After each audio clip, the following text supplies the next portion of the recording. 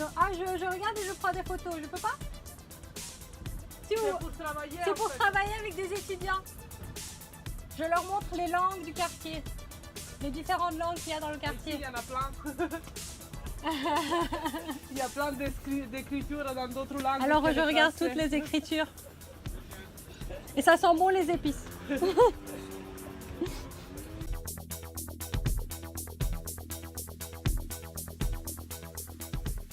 J'étais confrontée à l'arabe, à l'anglais, au thaïlandais, au chinois. Bah après, c'est des langues qu'on connaît pas.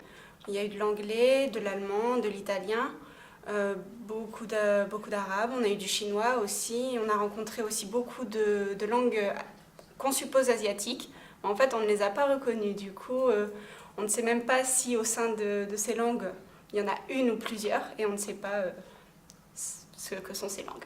Déjà, on a découvert le quartier parce que aucune de nous trois ne connaissait le quartier de Oisem. Et on a découvert aussi la multitude de cultures en fait, qu'il pouvait y avoir dans ce quartier.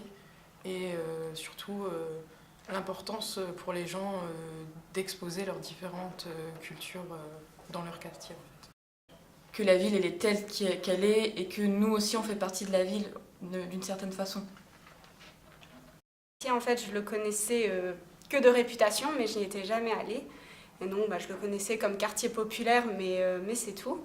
Et du coup, cet atelier, moi, m'a permis de vraiment le découvrir concrètement et sous l'angle de sa diversité culturelle. Donc, ce qui est en lien avec cette idée de quartier populaire, mais c'était vraiment intéressant de le découvrir vraiment et de voir toutes les cultures qui pouvaient s'y mêler. Le quartier, c'est là où je vis et du coup, j'ai vraiment apprécié de sortir un peu de la balade quotidienne et de pouvoir regarder réellement les détails de ce qui fait aussi ma vie quotidienne et de découvrir en fait des nouvelles choses.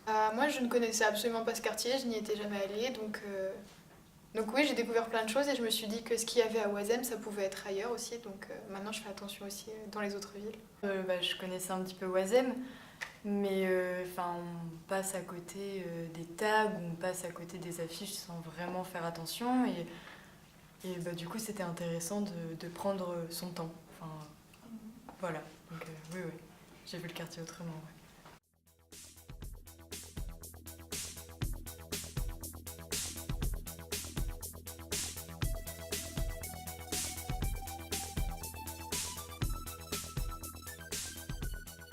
Nous avons pris en photo la même cagette de pommes, mais sous un angle différent.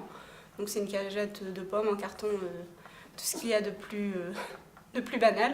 Mais donc on y voit, alors d'un côté on a le texte en italien et de l'autre on a le texte en allemand. Et donc on imagine que sur d'autres facettes de la cagette, il y a aussi d'autres langues, ce qui nous a intéressés. Voilà, et pour tout ce qui était processus de restitution, donc on a imaginé à partir de ces deux photos deux textes différents, mais je vais lire une partie du mien, où on imaginait en fait le voyage de la cagette, en fait, de sa conception jusqu'à la fin, jusqu'à son arrivée dans les halles de Oisem, parce que c'est là qu'elle était. Elle vient d'une région autonome d'Italie. Un arbre a été arraché, tronçonné, découpé, écorché pour fabriquer et assembler cette cagette et ses semblables. Ensuite, cette cagette a voyagé à travers les montagnes, elle a même vu la suite et l'usine Milka. Puis l'Allemagne, terre germanique, un changement de climat et de civilisation. Il pleuvait, le carton a gonflé. Terminus aux halles de Oisem, déchargement. Et maintenant elle attend. Elle est un peu coincée au milieu de ses amis, mais bon, au moins elle peut se reposer avant le recyclage. Alors, on a choisi une photo d'une boîte aux lettres. Au-dessus, il y a deux petits morceaux de papier avec écrit Urenas Cuevas. C'est de l'espagnol, je crois. Et comme c'était sur une boîte aux lettres, on a pris la décision de faire une lettre. Et après, on a choisi d'écrire une lettre d'amour. Voilà. Donc on s'est imaginé que c'était cette personne qui vivait ici était éloignée de sa famille, de ses amis et de ses proches qui, eux, étaient probablement restés en Espagne ou n'importe où ailleurs. On a pris une photo d'un sac Primark qui était par terre à côté des poubelles. Et un peu abîmé, laissé un peu comme ça à l'abandon. Et après, on a décidé de faire un travail toutes les deux, chacune de notre côté, en imaginant chacune une histoire de ce sac. Et je suis partie un peu loin dans l'imagination. J'ai imaginé une femme qui est partie faire les courses, qui passait devant Primark et qui voulait acheter un pull de Noël à sa fille. Et que quand elle rentrait avec ce sac, ses enfants étaient en colère parce que le frigo était vide. Et donc du coup, elle a jeté le sac un peu comme ça, sans réfléchir. Et donc du coup, le sac s'est retrouvé comme ça dans la rue. Hein, et voilà. Ouais, bah en fait c'est rigolo parce que donc à la base on est parti donc d'une photo donc de notre photo et on a eu un petit accord et du coup on s'est dit autant partir de la même photo et faire donc deux choses différentes. Donc Julie elle a fait son histoire et moi du coup j'ai lié un peu la photo à mes convictions écologiques. Mais du coup je pense que ce qui est plus intéressant c'est de voir les différents chemins qu'on a pris en partant d'un même début. Voilà.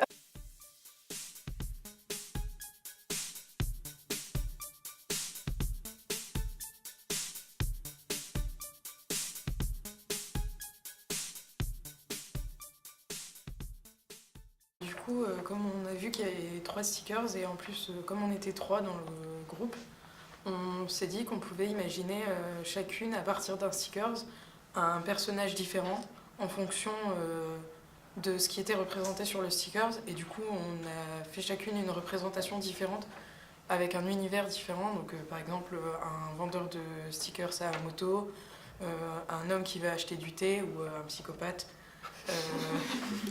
qui vient de tuer quelqu'un. En fonction vraiment de ce qu'on interprétait en fait des graphismes et des choses écrites sur les stickers. Bon, elles ne sont pas complètes puisque les stickers sont déchirés, donc ça donne un peu une énigmatique, un peu de mystère autour de ces stickers. Et ils sont aussi un peu cachés de l'humour. Il est au-dessous de l'ombre d'un très grand arbre, donc c'est pas facile de le voir. Je pense que c'est un peu comme un trésor qu'on trouve dans un quartier comme ça.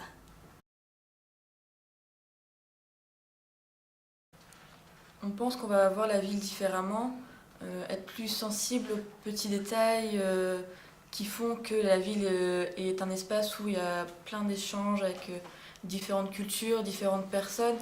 Et c'est vraiment ça qui va nous changer la vision qu'on a de la ville.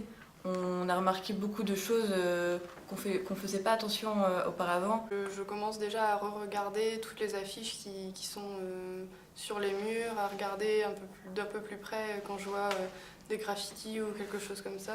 Je pense que ce sera sûrement un réflexe qui viendra à l'avenir. Après, une fois qu'on l'a appris, pour moi, je pense que ça va devenir instinctif de traduire ce qu'on va voir ou de chercher à comprendre.